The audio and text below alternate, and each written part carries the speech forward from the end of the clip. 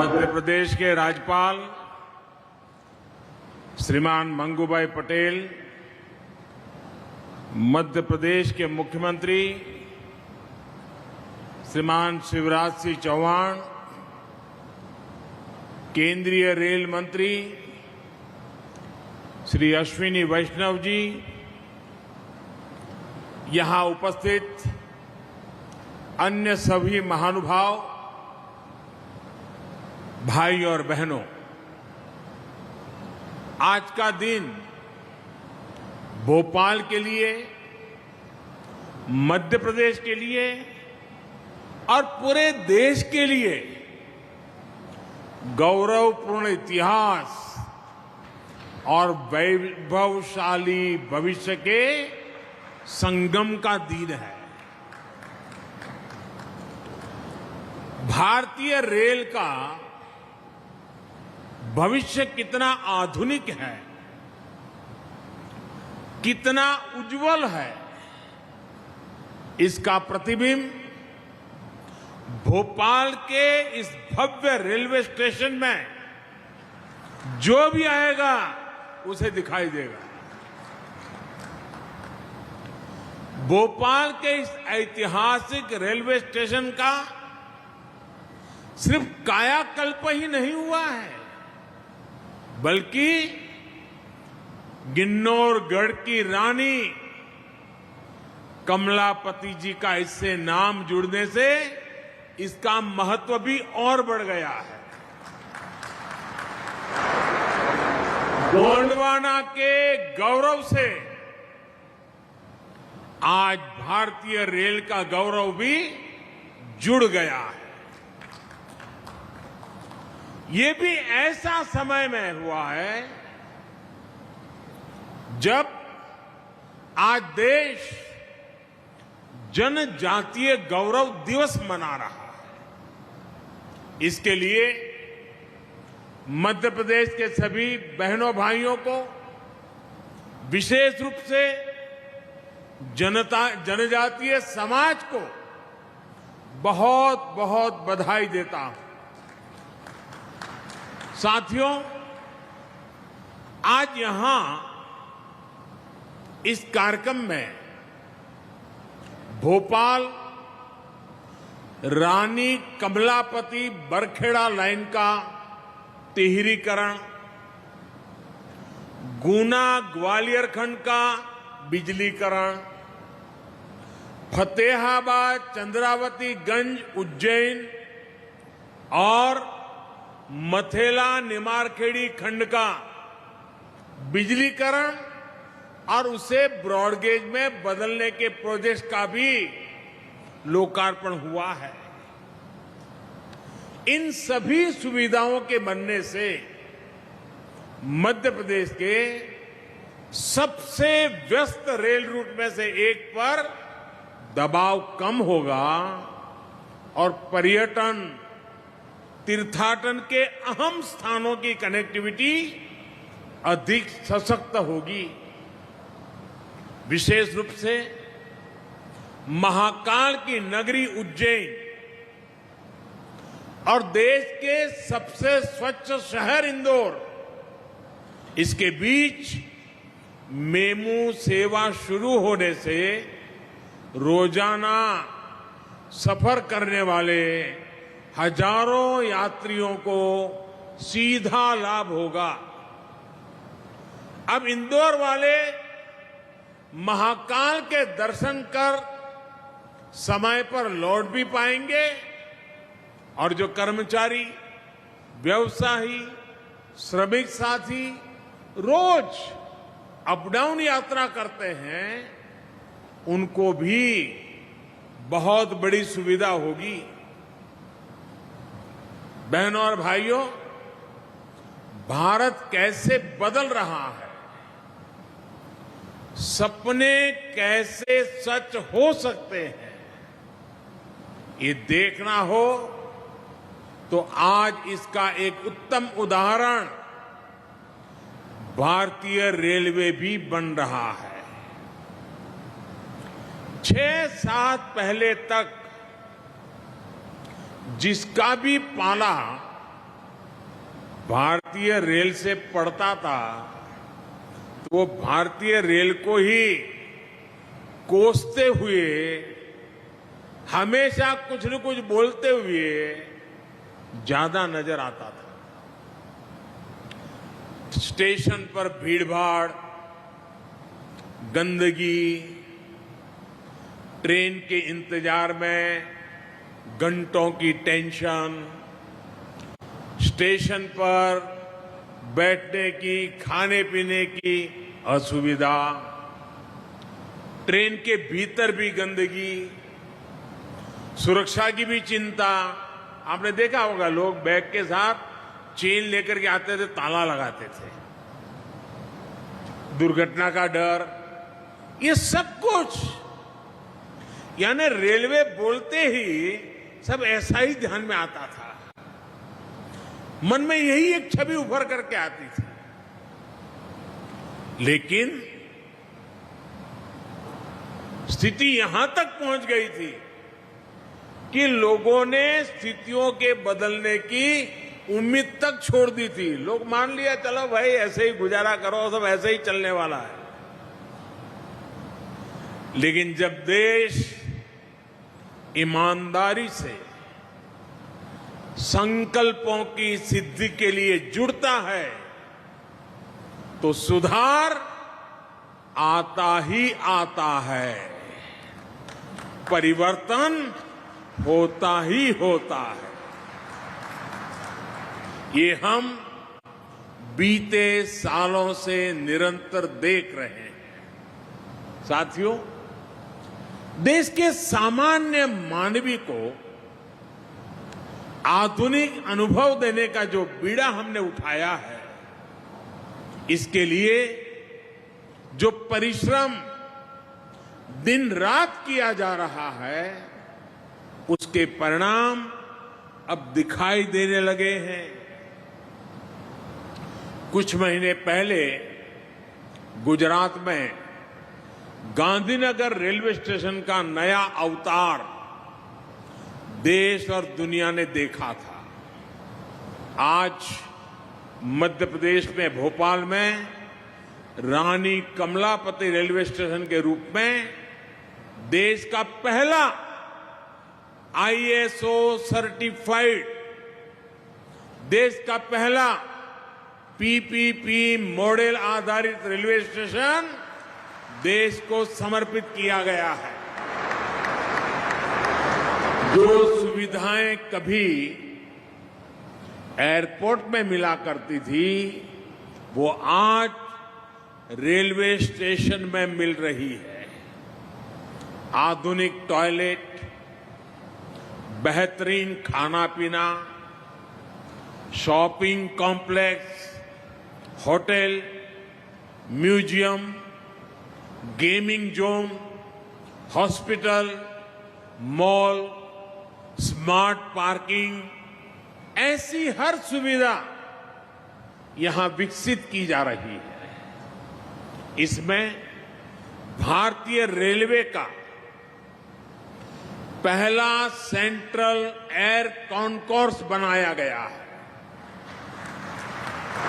इस कॉन्कोर्स में सैकड़ों यात्री एक साथ बैठकर ट्रेन का इंतजार कर सकते हैं।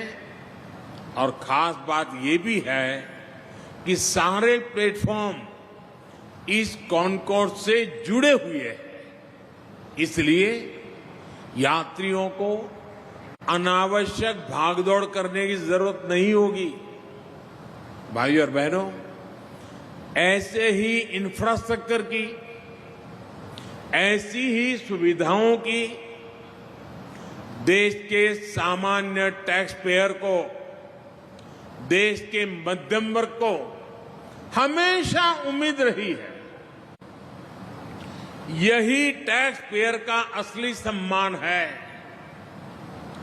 VIP कल्चर से EPI यानी every person is important, EPI की तरफ ट्रांसफॉर्मेशन का यही मॉडल है। रेलवे स्टेशंस के पूरे इकोसिस्टम को इसी प्रकार ट्रांसफॉर्म करने के लिए आज देश के 250 से अधिक रेलवे स्टेशनों का कायाकल्प किया जा रहा है। साथियों, आत्मनिर्भर भारत के संकल्प के साथ आज भारत आने वाले वर्षों के लिए खुद को तैयार कर रहा है, बड़े लक्ष्यों पर काम कर रहा है। आज का भारत आधुनिक इंफ्रास्ट्रक्चर के निर्माण के लिए रिकॉर्ड इन्वेस्टमेंट तो कर ही रहा है, ये भी सुनिश्चित कर रहा है कि प्रोजेक्ट्स में देरी ना हो, किसी तरह की बाधा ना आए। हाल में शुरू हुआ पीएम गति शक्ति नेशनल मास्टर प्लान इसी संकल्प की सिद्धि में देश की मदद करेगा। इंफ्रास्ट्रक्चर से जुड़ी सरकार की नीतियां हो, बड़े प्रोजेक्ट्स की प्लानिंग हो, उन पर काम किया जाना हो, गति शक्ति नेशनल मास्टर प्लान सभी का मार्गदर्शन करेगा। जब हम मास्टर प्लान को आधार बनाकर चलेंगे तो देश के संसाधनों का भी सही उपयोग होगा। पीएम गति शक्ति नेशनल मास्टर प्लान के तहत सरकार अलग अलग मंत्रालयों को एक प्लेटफॉर्म पर ला रही है। अलग अलग प्रोजेक्ट्स की जानकारी हर डिपार्टमेंट को समय पर मिले, इसके लिए भी व्यवस्था बनाई गई है। साथियों, रेलवे स्टेशंस के रीडेवलपमेंट का ये अभियान भी सिर्फ स्टेशन की सुविधाओं तक सीमित नहीं है, बल्कि इस तरह का निर्माण गति शक्ति नेशनल मास्टर प्लान का भी हिस्सा है। यह आजादी के अमृत काल में ऐसे इंफ्रास्ट्रक्चर के निर्माण का अभियान है जो देश के विकास को अभूतपूर्व गति दे सके। ये गति शक्ति मल्टी मॉडल कनेक्टिविटी की है, एक होलिस्टिक इंफ्रास्ट्रक्चर की है। अब जैसे रानी कमलापति रेलवे स्टेशन को अप्रोच रोड से जोड़ा गया है, यहां बड़ी संख्या में पार्किंग की सुविधा बनाई गई है। भोपाल मेट्रो से भी इसकी कनेक्टिविटी सुनिश्चित की जा रही है। बस मोड के साथ रेलवे स्टेशन के एकीकरण के लिए स्टेशन के दोनों तरफ से बीआरटीएस लेन की सुविधा है, यानी ट्रैवल हो या लॉजिस्टिक, सब कुछ सरल हो, सहज हो, सीमलेस हो, ये प्रयास किया जा रहा है। ये सामान्य भारतीय के लिए, सामान्य हिंदुस्तानी के लिए ईज ऑफ लिविंग सुनिश्चित करने वाला है। मुझे खुशी है कि रेलवे के अनेकों प्रोजेक्ट्स को इसी तरह गति शक्ति नेशनल मास्टर प्लान से जोड़ा जा रहा है। साथियों, एक जमाना था जब रेलवे के इंफ्रास्ट्रक्चर प्रोजेक्ट्स को भी ड्राइंग बोर्ड से जमीन पर उतरने में ही सालों साल लग जाते थे। मैं हर महीना प्रगति कार्यक्रम में रिव्यू करता हूं कि कौन सा प्रोजेक्ट कहां पहुंचा। आप हैरान हो जाएंगे, मेरे सामने रेलवे के कुछ प्रोजेक्ट ऐसे आए जो 35-40 साल पहले घोषित हो चुके थे, लेकिन कागज पर लकीर भी नहीं बनाई गई। 40 साल हो गए, अब खैर ये काम भी मुझे करना पड़ रहा है, मैं करूंगा, आपको भरोसा देता हूं। लेकिन आज भारतीय रेलवे में भी जितनी अधीरता नए प्रोजेक्ट्स की प्लानिंग की है, उतनी ही गंभीरता उनको समय पर पूरा करने की भी है। ईस्टर्न और वेस्टर्न डेडिकेटेड फ्रेट कॉरिडोर इसका एक बहुत सटीक उदाहरण है।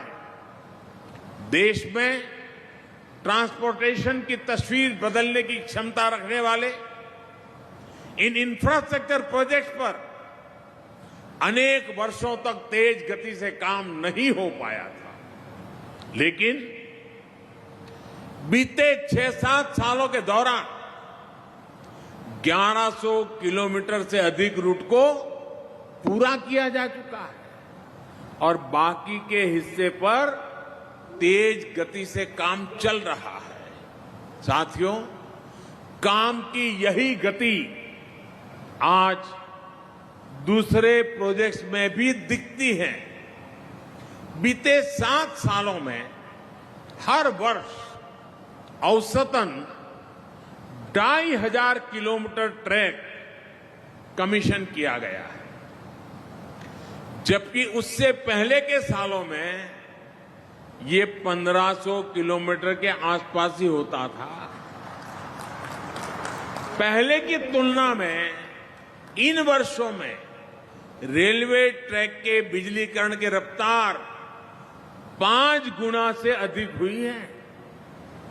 मध्य प्रदेश में भी रेलवे के 35 प्रोजेक्ट्स में से लगभग 1150 किलोमीटर के प्रोजेक्ट्स कमीशन हो चुके हैं। साथियों, देश के मजबूत होते रेलवे इंफ्रास्ट्रक्चर का लाभ किसानों को होता है, विद्यार्थियों को होता है, व्यापारियों उद्यमियों को होता है।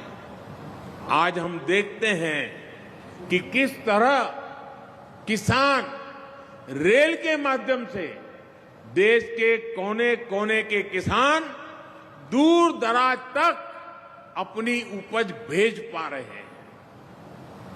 रेलवे द्वारा इन किसानों को माल ढुलाई में बहुत छूट भी दी जा रही है।